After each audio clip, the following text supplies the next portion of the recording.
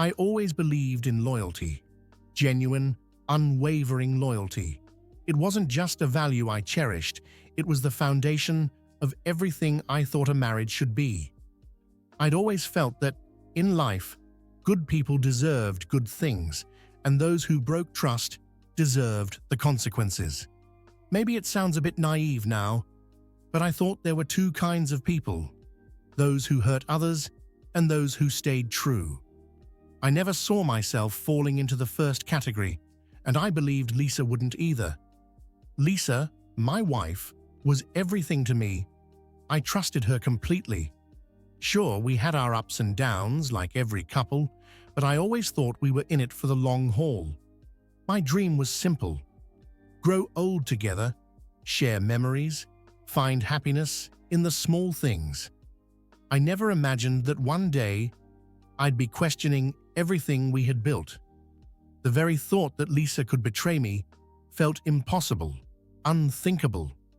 I'd always told myself Lisa would never do something like that, and I believed it with all my heart. But deep down, there was also fear, a fear I rarely allowed myself to acknowledge, that someday, somehow, Lisa might cheat. I'd seen it happen to others, watched relationships crumble from the sidelines, and told myself that we were different. I wanted to believe it couldn't happen to us. Maybe I was trying to protect myself from the truth, that no one is truly safe from betrayal. My mind would occasionally drift to those dark thoughts, but I'd always shake them off, telling myself, no, not Lisa, not us. I guess you could say my beliefs were my safety net. The desire to be with a loving, loyal woman, a woman like Lisa, was my dream. And as long as I clung to that belief, I felt secure. Little did I know, though, that life was about to shatter that safety net and leave me questioning everything I held dear. It all started on a regular weekday morning when I bumped into my neighbor, Jim.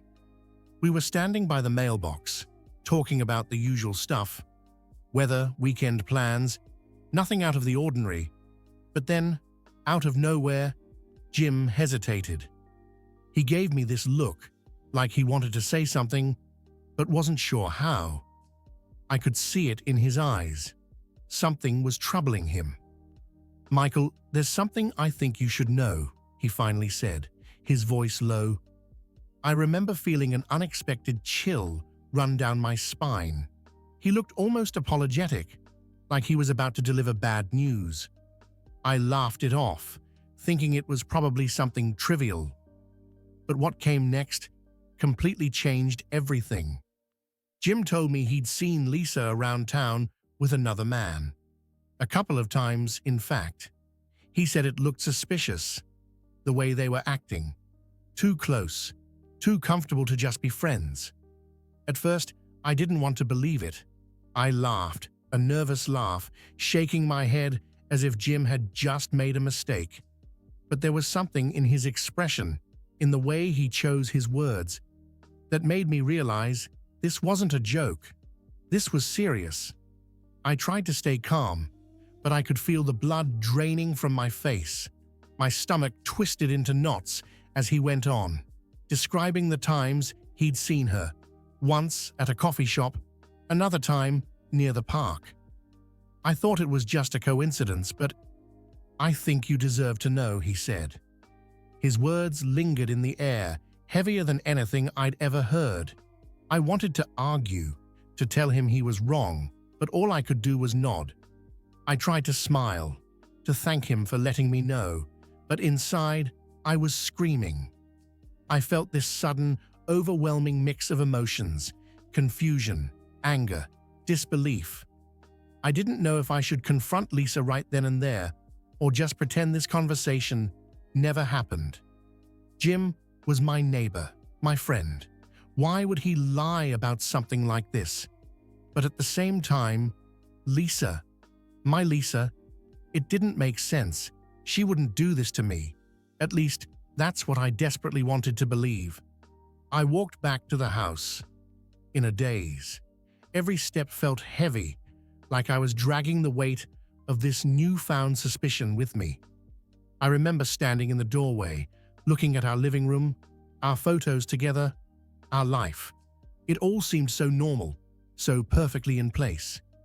And yet there was now this crack, this doubt that wouldn't go away. Could it be true? Could Lisa really be seeing someone else? That conversation with Jim stayed with me, replaying over and over in my head. Every detail, every word. I tried to shake it off, to convince myself that it was a misunderstanding. But the seed had been planted, and the more I thought about it, the more it began to grow, until I couldn't ignore it anymore. After that conversation with Jim, nothing felt the same. I tried to push it aside, to convince myself that it was all a misunderstanding, but the suspicion lingered, like a shadow that refused to leave. I found myself replaying every moment Lisa and I had shared recently, looking for signs, for anything that seemed off. Every late night at work, every missed phone call, it all started to seem suspicious. It was like a switch had flipped in my mind.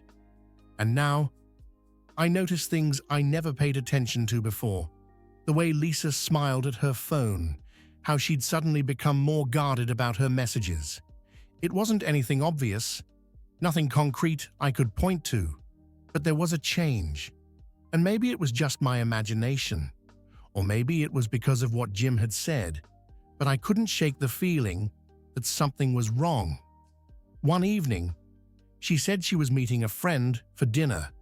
Normally, I wouldn't have thought twice about it. I trusted her.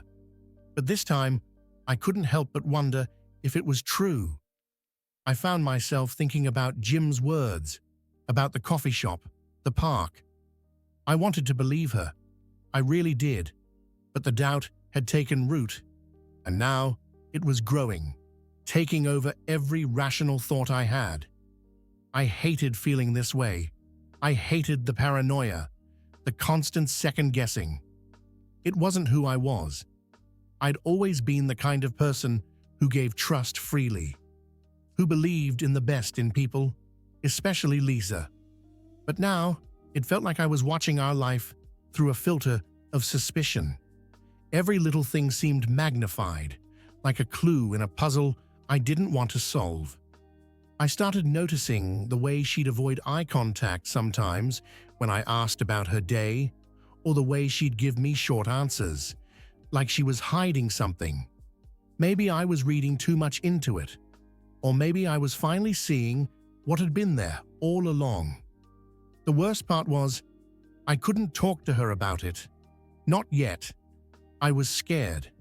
Scared that if I brought it up, it would make it real. That I'd have to face the truth, whatever that was. So instead, I kept it to myself, letting the suspicion fester. It was exhausting. I'd lie awake at night, staring at the ceiling, wondering if I was losing my mind or if there really was something going on. It was like a silent war inside my head. One part of me desperately wanting to trust her, and the other part refusing to ignore the signs. I remember one night, she came home late, and I tried to act normal, to pretend like everything was fine. I asked her how her evening was, and she smiled, said it was great. But I could feel it, the distance between us, the space that seemed to grow with every passing day. And I knew deep down that something had changed. I just wasn't ready to admit it yet. It was painful, feeling this way about the person I loved most, the person I thought I knew better than anyone. And yet here I was, questioning everything, doubting her, doubting us.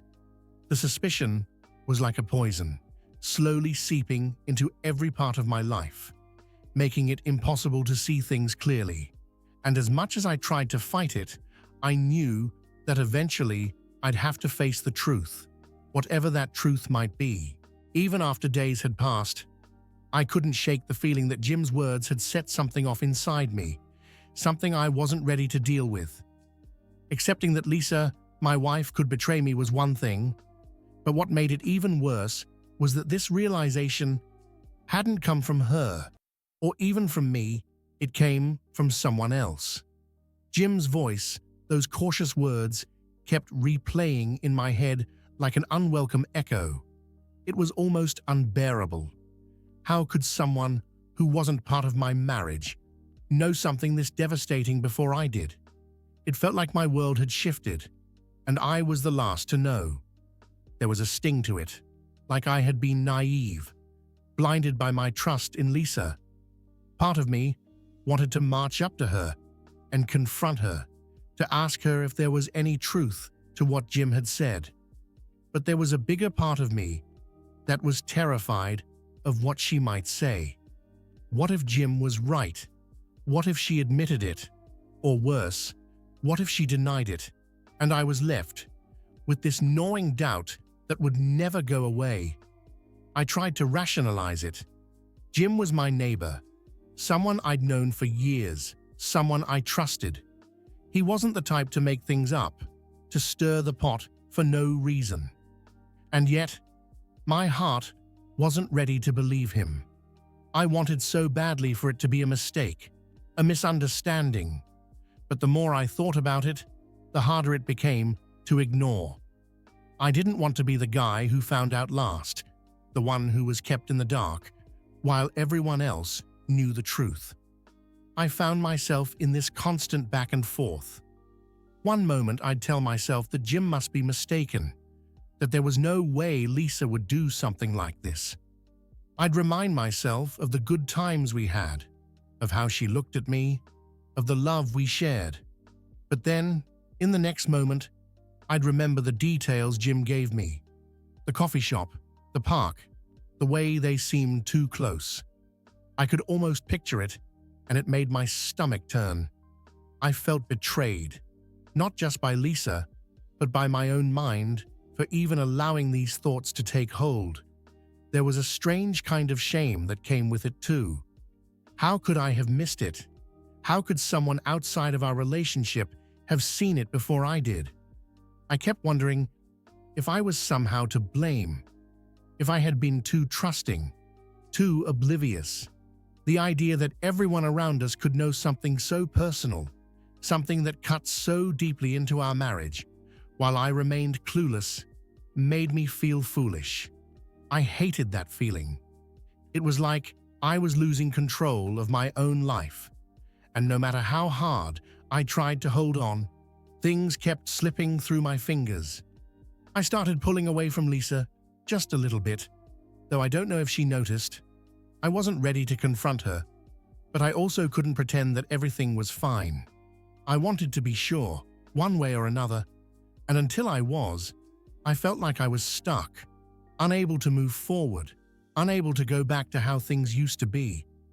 The truth, or even the possibility of it, was like a heavy weight on my shoulders, and no matter how much I tried to ignore it, it wouldn't go away. The hardest part was the silence, the waiting. Waiting for a moment when I'd know what was real and what wasn't. Waiting for Lisa to say something, anything, that would confirm or deny what Jim had told me. I found myself analyzing her every word, every action, hoping for a sign, but terrified of what I might find. I was in limbo, struggling with a truth that wasn't even mine to begin with, trying to figure out if I could trust what I'd heard from someone else, and what that meant for everything I thought I knew about my life. Once the suspicion had settled in, it didn't take long for it to start chipping away at my self-esteem. Every day I felt myself slipping a little further into this dark place where I questioned everything about myself. Was I not enough for Lisa? Was it something I did? Or maybe something I didn't do? I kept replaying our years together, looking for clues, for moments where I might have failed her without realizing it. The doubt and the guilt were relentless, and it was eating me alive from the inside. I started to look at myself differently. I'd stand in front of the mirror and see someone who wasn't good enough, someone who couldn't keep his wife happy. I noticed every flaw, every imperfection. I saw a guy who lacked the charm, the success, the confidence that maybe Lisa needed. I thought about our finances, how I wasn't exactly the guy who had it all together, and it made me wonder if that was the reason. Did she want someone who could give her more? More money, more security, more excitement? It was a terrible feeling. This belief that I had somehow fallen short in every way that mattered. The worst part was how helpless it made me feel. There was nothing I could do to change the past, to undo whatever mistakes I might have made, and yet I felt this overwhelming need to fix things, to somehow prove that I was enough, that I was worthy of love. But the more I tried, the more it felt like I was just grasping at straws. I was doubting myself in a way I never had before, and it scared me. I'd always seen myself as a strong person, someone who could handle whatever life threw my way. But now, I felt weak, broken, like I wasn't capable of being the person Lisa needed me to be. I started to withdraw, not just from Lisa, but from everyone. I didn't want my friends to see me like this, didn't want them to see the cracks forming in my life. I didn't want them to know how insecure I was, how much I was struggling just to keep it together. I was embarrassed, ashamed that I couldn't even keep my marriage intact. I'd always thought that if you loved someone enough, that was all you needed. But now, I realized that maybe love wasn't enough, and that realization was devastating. Even at work, I found it hard to focus. I'd be in the middle of a meeting, and my mind would drift back to Lisa, to what she might be doing, to who she might be with. I felt like I was constantly on edge, always comparing myself to some imaginary guy who was somehow better than me, better looking, more successful, more interesting. And no matter how hard I tried, I couldn't compete. It was exhausting, this constant sense of inadequacy, and it felt like I was slowly losing myself in the process. I'd think back to when Lisa and I first got together, to how happy we were, to the way she used to look at me like I was the only person in the world that mattered. And now, I couldn't help but wonder if she had ever truly felt that way, or if I had just imagined it all. Maybe I was never really enough, and she had just been pretending all along. It was a crushing thought, and it made me question everything I thought I knew about myself, about our relationship, about what I had to offer. The truth is, it wasn't just about Lisa cheating. It was about the way it made me feel, like I wasn't worth staying faithful to, like I wasn't deserving of loyalty or love. And as much as I tried to shake it off, that feeling stuck with me. It made me feel small, insignificant, like no matter what I did, it would never be enough. And that, more than anything, was what hurt the most. I couldn't take it anymore. The constant suspicion, the sleepless nights, the way it was eating away at me. It was too much. I knew I had to confront Lisa. I needed answers. I needed to know if what Jim had told me was true. The thought of facing her, of hearing the truth, scared me more than anything, but I couldn't live in this limbo anymore. It was time to find out once and for all. One night, I waited for her to come home from one of her late outings. My heart was pounding as I sat on the couch, rehearsing what I was going to say. Every time I imagined her walking through the door, I thought of a different way to start the conversation. Should I be calm? Should I be angry? Should I just ask her outright or ease into it? Nothing felt right, but I knew I had to do it anyway. When Lisa finally walked through the door, I could tell she wasn't expecting me to be waiting for her. She looked surprised, and maybe even a little uneasy. I tried to keep my voice steady as I asked her to sit down, but I could feel my hands trembling. She sat across from me, and for a moment, there was this heavy silence between us, like we both knew what was coming, but neither of us wanted to start. "Lisa, I need to ask you something," I said, trying to keep my voice from cracking. I could see her tense up, her eyes searching mine, and I took a deep breath. "Is there someone else?" The words hung in the air, and for a moment, it felt like time had stopped. Lisa looked at me, her face a mix of confusion and fear. She opened her mouth to speak, then hesitated. I could see the conflict in her eyes, and that hesitation was all I needed to know. My heart sank, and I felt this cold emptiness spread through my chest. She finally spoke, her voice barely a whisper. "What do you mean, Michael? Where is this coming from?" She tried to deflect, but there was something in her eyes, something that told me she knew exactly what I was talking about. I felt a wave of anger rise up in me, anger that I had been holding back for weeks. "Don't lie to me, Lisa," I said, my voice sharper now. "I know about the other guy. Jim saw you. He told me everything." For a second, she looked stunned, like she wasn't sure how to respond. And then her shoulders slumped and she looked away. "Michael, it's not what you think," she said, her voice trembling. But I could feel the truth in her words, in the way she couldn't meet my eyes. It was like the ground had been pulled out from under me, and I was free-falling into this dark, empty space.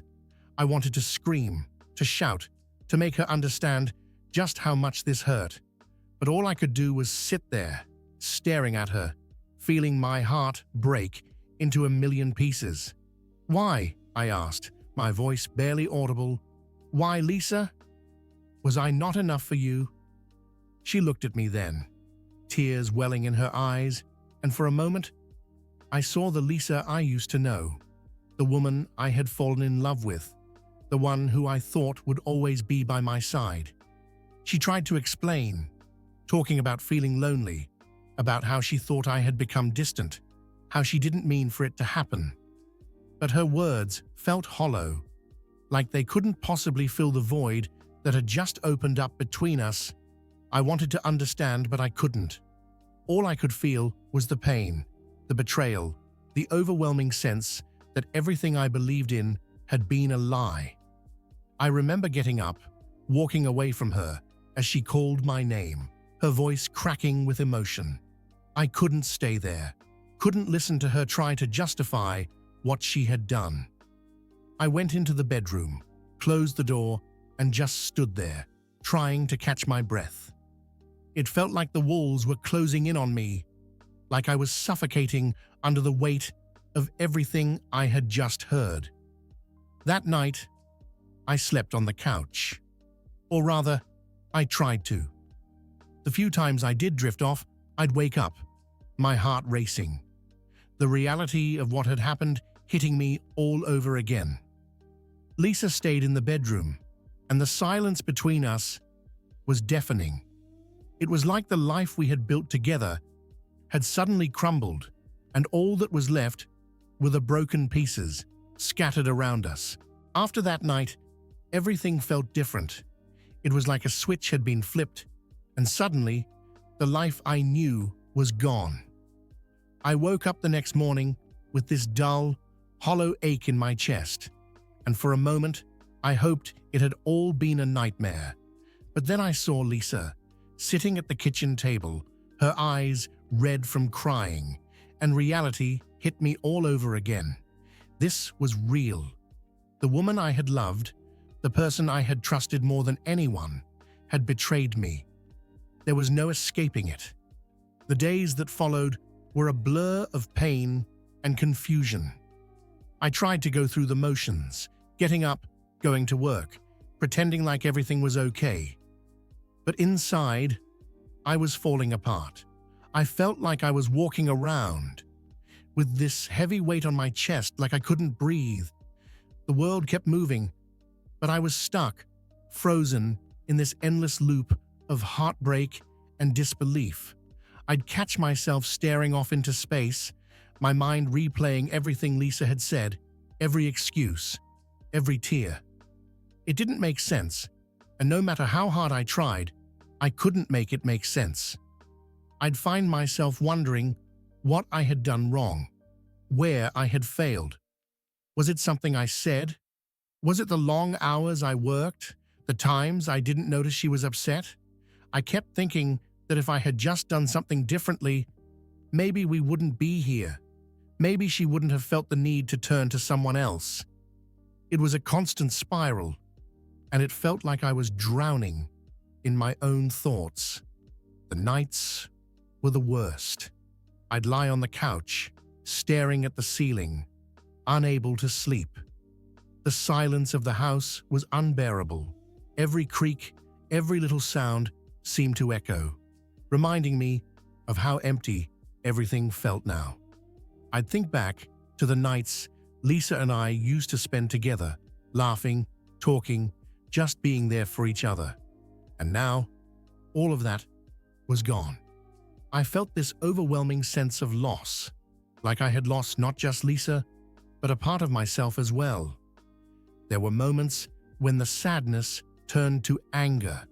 Anger at Lisa for what she had done, for breaking my trust, for destroying the life we had built together. I'd think about the other man, the one she had turned to, and I'd feel this burning rage inside me. How could she choose him over me? How could she throw everything away for someone else? I wanted to hate her, to blame her for all the pain I was feeling. But then, the anger would fade, and I'd be left with nothing but the sadness, the emptiness. I tried talking to Lisa, tried to understand why she had done it, but every conversation just ended in more tears, more pain. She kept saying she was sorry, that she never meant to hurt me, that it was a mistake. But no matter how many times she said it, it didn't change what had happened. It didn't change the fact that she had broken my heart. And as much as I wanted to believe her, to forgive her, I couldn't. Not yet. The wound was too fresh, the pain too raw. I felt like I was losing my mind, like I was trapped in this nightmare that I couldn't wake up from. Every time I looked at Lisa, all I could see was the betrayal, the lies. The love that used to be there was buried under all the hurt, and I didn't know if I'd ever be able to find it again. I wanted to, but I didn't know how. I was caught between wanting to fix things, to go back to the way things were, and knowing that nothing would ever be the same again. It was like I was grieving, not just for Lisa, but for the life we had, for the future I thought we were going to have together. I had always imagined us growing old together, building a life full of love and memories. And now, that future was gone, shattered into pieces that I didn't know how to put back together. The heartbreak was unbearable, and it felt like it would never end, like I would be stuck in this pain forever. I knew I couldn't keep living like this, caught between what was and what could be, torn between the love I once had and the betrayal that now haunted me. I had reached a point where I had to decide.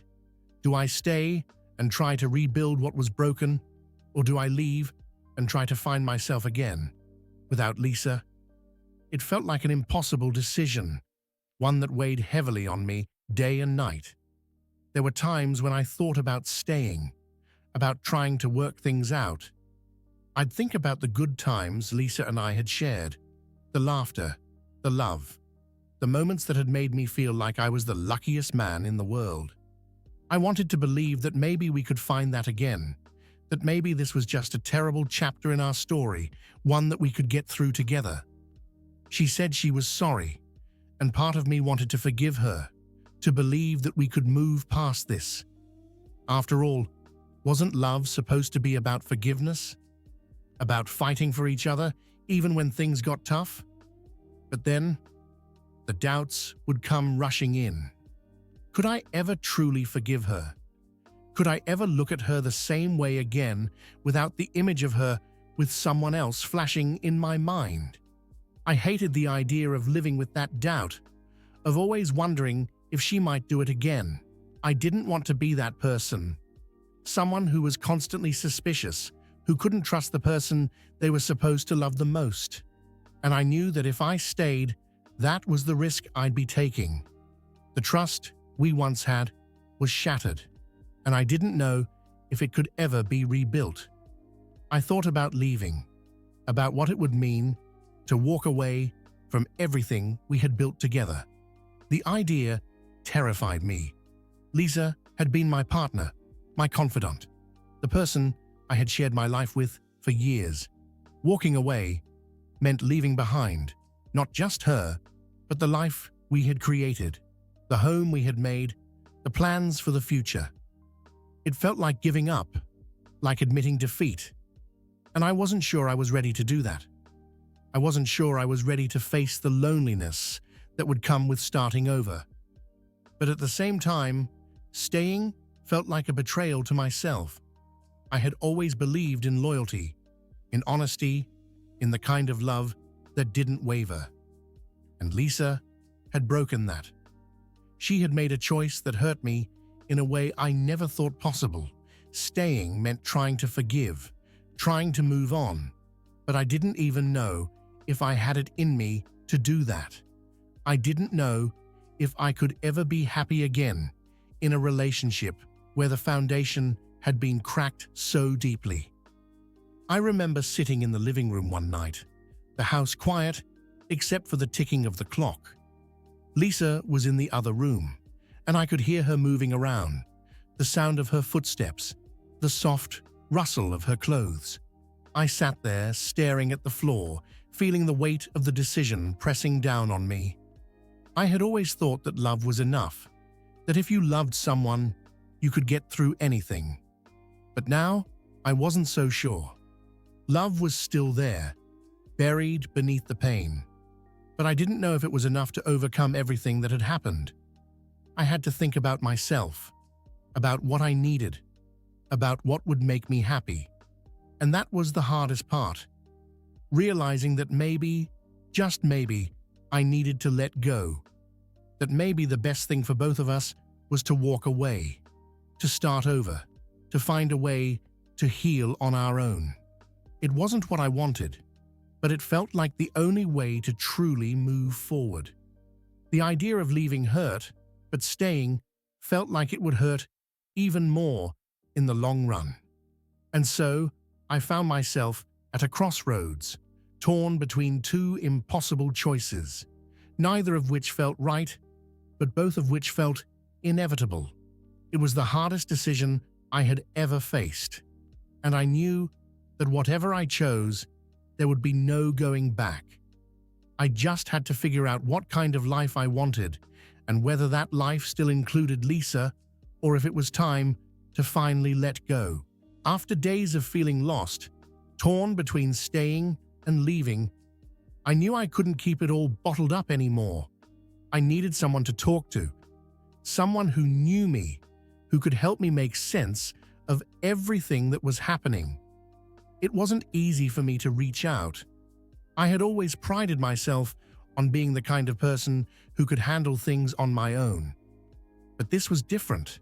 The pain was too much, and the weight of it was crushing me. I needed help, even if it meant admitting that I couldn't do this alone. The first person I reached out to was my sister, Karen. She had always been the one I could turn to, the one who would listen without judgment. I remember calling her, my voice trembling as I tried to find the words to explain what was going on. When I finally told her about Lisa, there was a long pause on the other end of the line, and then she just said, "Michael, I'm so sorry." Hearing those words, the kindness in her voice broke something inside me, and I felt the tears start to fall. Karen listened as I poured my heart out, telling her about the affair, about the confrontation, about the constant turmoil I was feeling. She didn't try to offer me solutions or tell me what to do. She just listened, and somehow That made all the difference. She told me that whatever I decided, she would be there for me, that I wasn't alone in this, even if it felt like it. It was the first time in weeks that I felt a small glimmer of hope, like maybe, just maybe, I could get through this. I also reached out to my best friend Tom. We met up for a beer, and as we sat there at the bar, I tried to find the right way to start the conversation. Tom had known Lisa for years. He was there when we first started dating. He was at our wedding. He was part of our lives. Telling him about what had happened felt like admitting that I had failed, that everything we had built had come crashing down. But as soon as I started talking, Tom put his hand on my shoulder and said, "You're not alone, man. I've got your back." We talked for hours that night. I told him about the nights I spent lying awake, the doubts, the fears, the pain that seemed to follow me everywhere. He listened, and then he did what Tom always did. He made me laugh.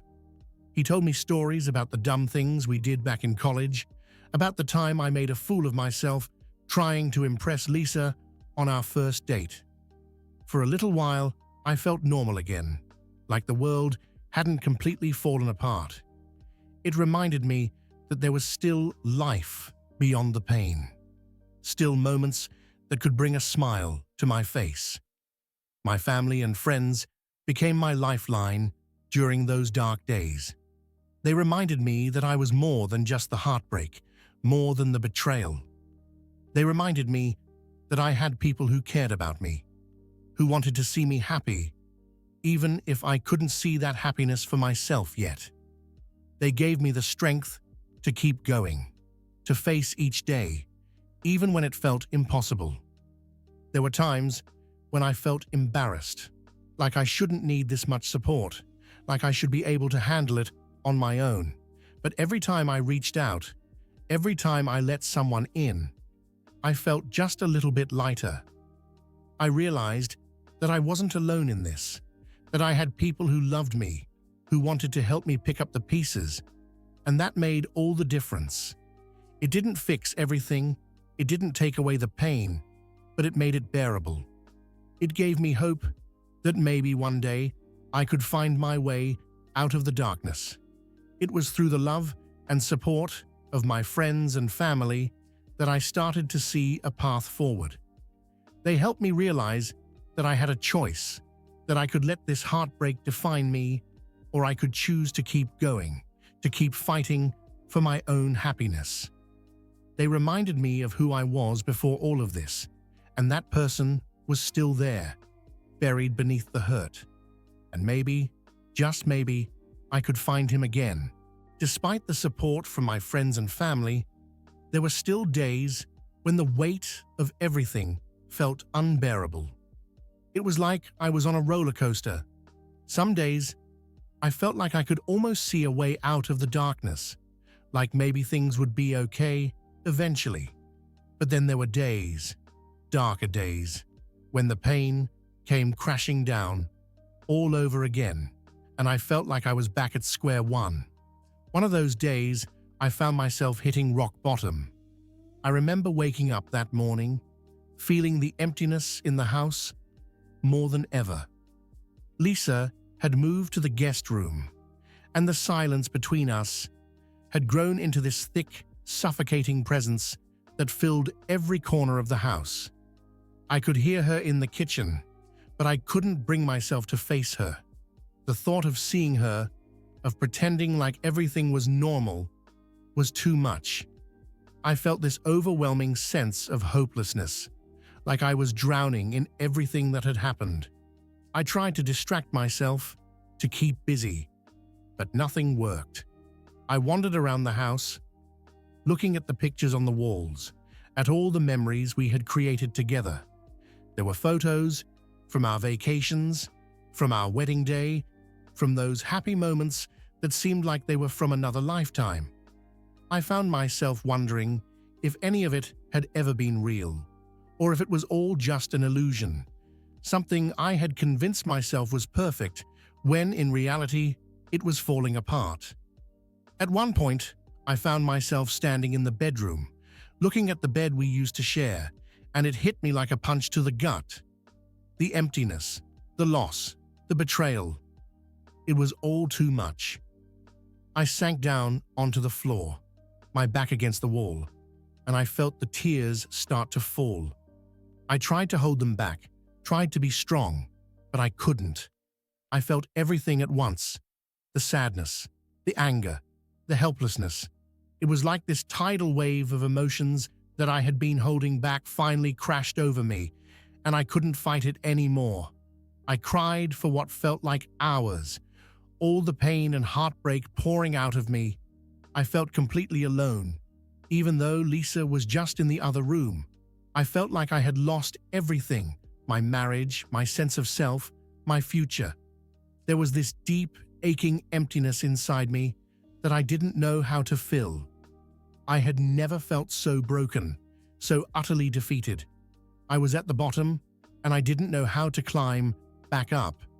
That day, I realized just how far I had fallen. I was exhausted, physically, emotionally, mentally. I had spent so much time trying to be strong, trying to pretend like I could handle it all, but I couldn't. I was human, and I was hurting, and I needed to let myself feel that pain, even if it was the hardest thing I had ever done. It was in that moment, sitting on the floor, feeling completely lost, that I understood what it meant to truly hit rock bottom. There was nowhere else to fall. I had reached the lowest point, and as painful as it was, there was also a strange sense of clarity that came with it. I knew that if I was going to survive this, I had to start from here, from this place of brokenness. I had to let go of the illusion of control, of the idea that I could fix everything on my own. I had to accept that I was broken, that I was hurting, and that it was okay to not have all the answers. It was a moment of surrender, of accepting that I couldn't go back, that the only way forward was to let myself be vulnerable, to let myself heal, one small step at a time. After hitting rock bottom, something inside me began to shift. I had felt the worst of the pain, faced the darkest parts of my heart, and realized that I couldn't keep living like this. I was tired of feeling broken, tired of letting this betrayal consume me. I knew I needed to find a way out of the darkness, to find some kind of strength to keep going. And so, I made a choice to start healing, no matter how difficult it might be. I began with small steps. It wasn't about making grand changes overnight. It was about taking things one day at a time. I started by doing something I hadn't done in weeks. I went for a jog. Running had always been a way for me to clear my mind, to let go of the stress of the day. But after everything happened with Lisa, I had stopped. It felt pointless, like nothing could make me feel better. But that day, I laced up my running shoes and stepped outside. I remember the first few steps feeling heavy, like I was carrying the weight of the world on my shoulders. But as I kept going, as I felt the rhythm of my feet hitting the pavement, something began to lift. There was a kind of release that came with running, like I was shedding some of the pain with every step. The fresh air, the sun on my face, the sound of my breath. It was a reminder that I was still here, that I was still alive. For the first time in a long time, I felt like I had some control over my life, even if it was just for a moment. And that gave me hope. It was a small flicker, but it was enough to keep me going. I also started journaling, something I hadn't done since I was a teenager. I needed a way to process everything I was feeling, and writing seemed like the only way to get it all out. Every night, I would sit down and write about the pain, the anger, the confusion, but also about the moments of clarity, the small victories. I wrote about the times I felt like giving up, and the times I felt a glimmer of hope. It helped me make sense of the mess inside my head, helped me see that healing wasn't a straight line, but a journey with ups and downs. One of the hardest parts of deciding to heal was letting go of the anger I felt towards Lisa. It wasn't about forgiving her, not yet anyway, but about realizing that holding on to that anger was only hurting me.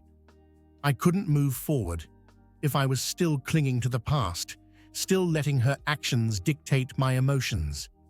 I had to let go, not for her, but for myself. I had to find a way to let go of the bitterness, to focus on myself and what I needed to feel whole again.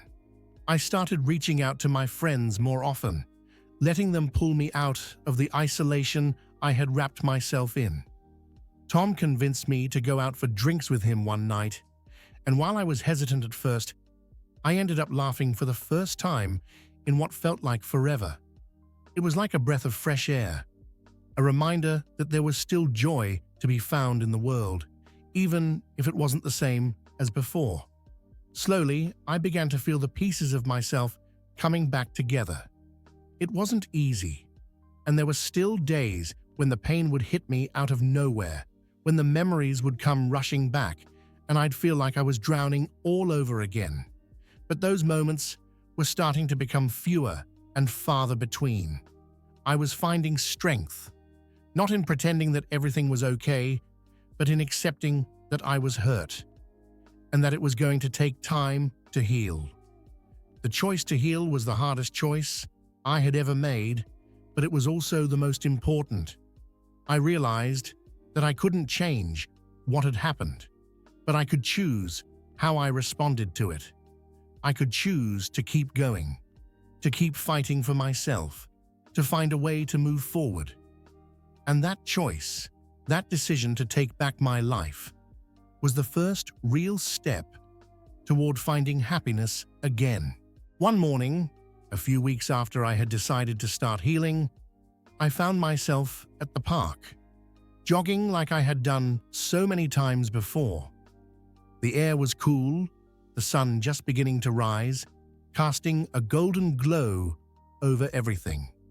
There was something peaceful about those early morning runs, the quiet, the stillness, the sense that the world was waking up. It was my time to clear my head, to breathe, to feel a little bit more like myself. I was halfway through my usual route, focused on the rhythm of my breathing, when I saw her. She was jogging towards me, her bright pink running shoes catching my eye. As she got closer, she smiled, a big, genuine smile that seemed to light up her entire face. I wasn't expecting it, and for a second, it caught me off guard. I smiled back, almost instinctively, and for the first time in a long time, I felt a warmth that I couldn't quite explain. It wasn't just her smile, it was the kindness behind it, the simple connection of two strangers crossing paths. The next morning, I saw her again. This time, she waved as she ran past, and I found myself waving back. It was such a small thing, but it made my day a little bit brighter. It was a reminder that there was still good in the world, that not everything had to be about heartbreak and pain. Her smile became something I looked forward to, a small moment of light in what had been a very dark time for me. After a few days of this, I decided to stop and say hello. I wasn't sure what to expect, and to be honest, I was nervous. I hadn't really talked to anyone new in a long time, and the thought of opening up, even just a little, scared me. But something about her felt different, safe. As she approached, I slowed down, and she did too, her smile widening as she came to a stop.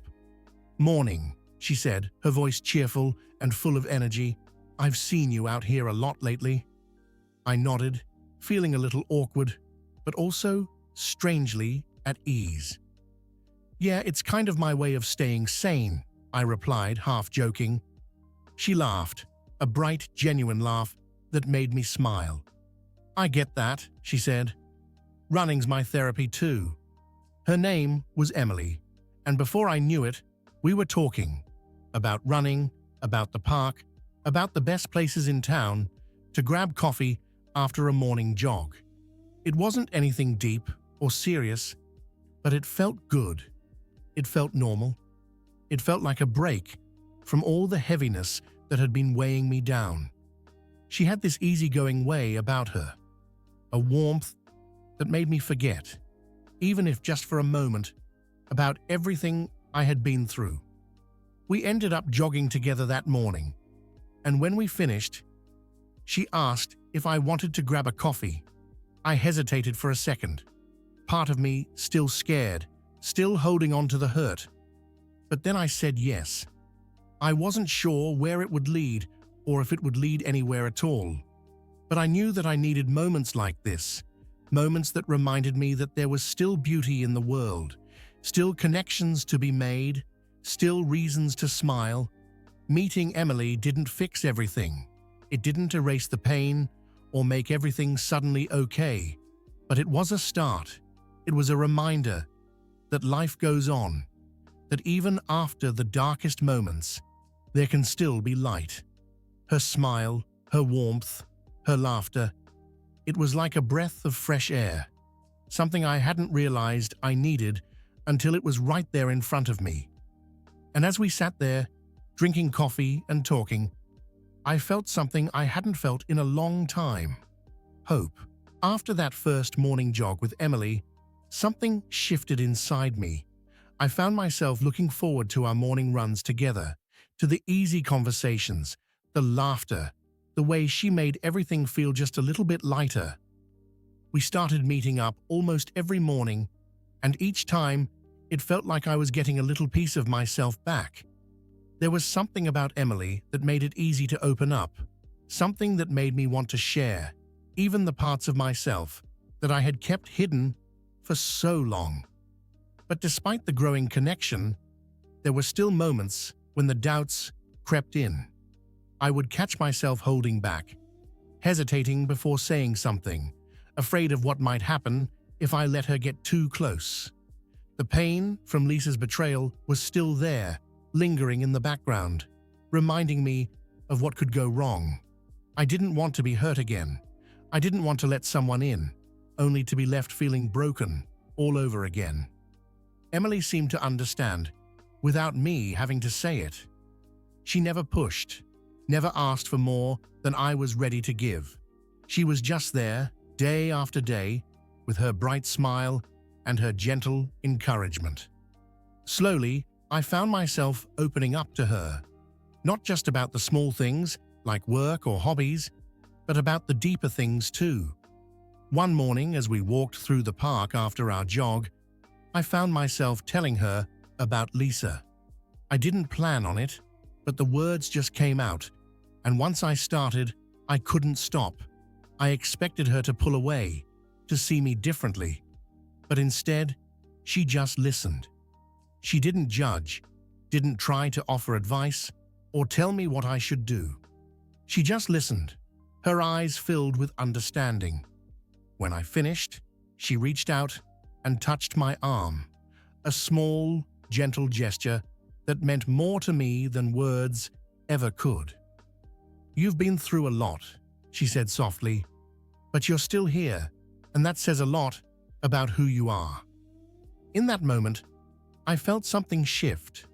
The walls I had built around myself, the ones that I thought were protecting me, started to crumble just a little. Emily wasn't Lisa. She wasn't the one who had hurt me, and I couldn't keep letting my past hold me back from what might be in front of me now. I realized that if I wanted to move forward, if I wanted to find happiness again, I had to let go of the fear. I had to trust that not everyone would hurt me, that there were still people out there who were capable of love, of loyalty, of kindness. As the days turned into weeks, Emily and I grew closer. We started spending more time together, not just in the mornings, but throughout the day. We'd grab lunch, go for walks, talk about anything and everything. I found myself laughing again, really laughing in a way that I hadn't in what felt like forever. She brought out a side of me that I thought was gone, the side that believed in love, that believed in the goodness of people. It wasn't always easy.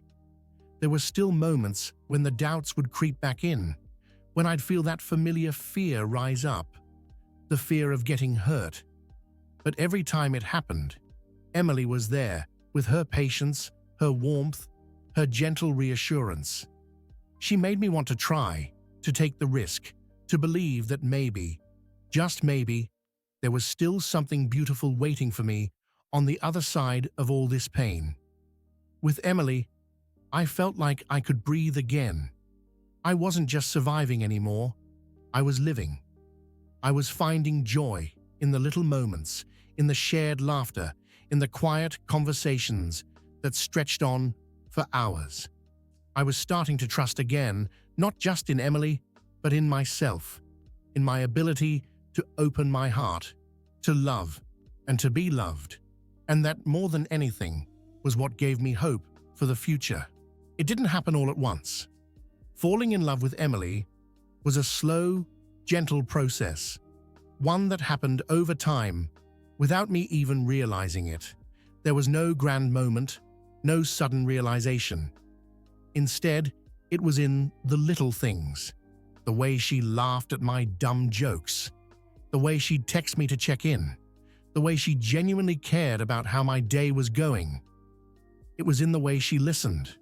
The way she made me feel heard, seen, valued. She made me feel like I mattered, like I was enough, just as I was. One evening, we were sitting on a bench at the park, watching the sun set. We had just finished one of our jogs, and we were both tired, content, the kind of quiet that comes when you're truly comfortable with someone. Emily leaned her head on my shoulder, and I remember feeling this warmth spread through me, this sense of peace that I hadn't felt in so long. I turned to look at her, her eyes closed, her lips curled into a soft smile, and I knew without a doubt that I loved her. It was a different kind of love from what I had felt with Lisa. With Emily, there was no pressure, no expectations. It was simple, easy, honest. I didn't feel like I had to prove myself or be anything other than who I was. She loved me for me, with all my flaws, all my scars. And in that love, I found something I hadn't even realized I was missing. A sense of happiness that came from just being myself, without fear, without doubt. I remember telling her one night, as we sat together on her couch, her head resting against my chest. I was nervous, my heart pounding, but I knew it was time. I took a deep breath and whispered, "Emily, I think I'm falling in love with you." She looked up at me, her eyes wide with surprise, and then she smiled. This big, beautiful smile that made my heart swell. "I think I'm falling in love with you too," she said softly, her voice full of warmth, of sincerity. Hearing those words, I felt something inside me click into place, like all the broken pieces were finally coming together.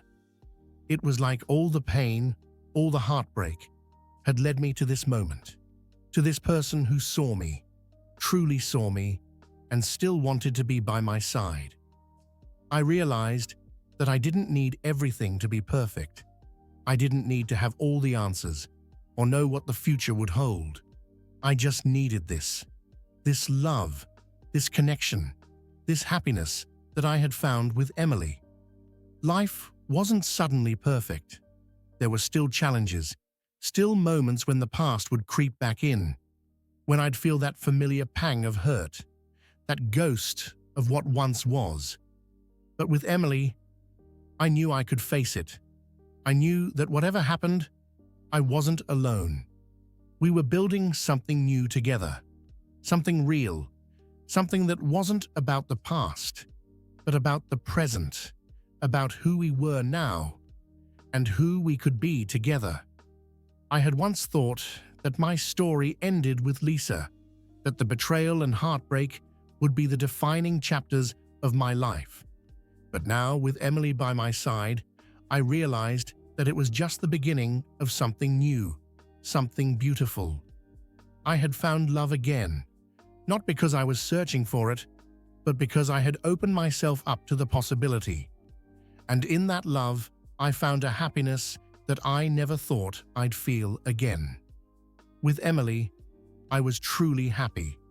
And for the first time in a long time, I looked forward to the future, not with fear, but with hope, with excitement for all the moments still to come.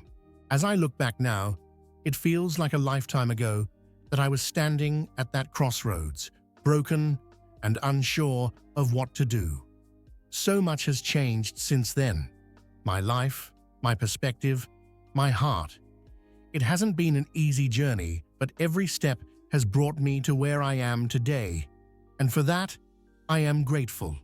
It's strange to think that something as painful as losing Lisa could have led me to something as beautiful as finding Emily. But that's the truth. In the end, it's all part of the story. The heartbreak was real, and it was devastating. I won't pretend that it wasn't. It tore me apart, left me questioning everything I thought I knew about love, about loyalty, about myself. I remember those sleepless nights, the endless doubts, the feeling that I would never be happy again. I remember hitting rock bottom, feeling like there was no way out, like I was stuck in this endless cycle of pain. It was, without a doubt, the hardest thing I've ever had to go through. But I also remember the moments that helped me rise again. The mornings I spent running, the friends and family who were there for me, the decision I made to start healing, no matter how difficult it seemed. And then there was Emily. Meeting her felt like a breath of fresh air, a reminder that there was still beauty to be found, still love to be discovered. She was there, patiently, as I worked through my fears, as I learned to trust again, as I began to rebuild my life piece by piece. Through all of this, I've come to realize that life doesn't always go the way we plan. Sometimes, things fall apart in ways we could never have imagined. But that doesn't mean the story is over. It doesn't mean we can't find happiness again. The truth is, we are stronger than we think. Even when everything seems lost, when the pain feels unbearable, there is still hope. There is still a chance for something new, something beautiful, something worth fighting for. Looking back now, I understand that my belief in love was never the problem. It wasn't naive to believe in loyalty, in a lasting connection. What was important was recognizing that love isn't about perfection. It's about finding someone who sees your flaws and chooses to stay anyway, someone who stands by you even when things get tough. With Emily, I found that kind of love, a love that is simple, genuine, without the weight of unrealistic expectations. A love that makes me feel whole again. I'm not the same person I was before all of this. I'm stronger, a little wiser, and maybe even a little softer around the edges. I've learned that it's okay to be vulnerable, to ask for help, to let people in, even when you're scared of getting hurt. I've learned that sometimes the things that break us are the very things that lead us to where we're meant to be. Now, as I stand here, looking toward the future, I feel something I hadn't felt in a long time. Peace. I'm no longer defined by the heartbreak, no longer haunted by the betrayal. I've moved forward, not because I forgot what happened, but because I chose to let it be part of my story without letting it define me. I've found love again, I've found happiness, and I've found myself. And that, more than anything, is what I want people to know. That even after the darkest of times, there is still light. Even after the deepest heartbreak, there is still hope. Life goes on, love goes on, and sometimes The ending we feared isn't an ending at all, but a new beginning.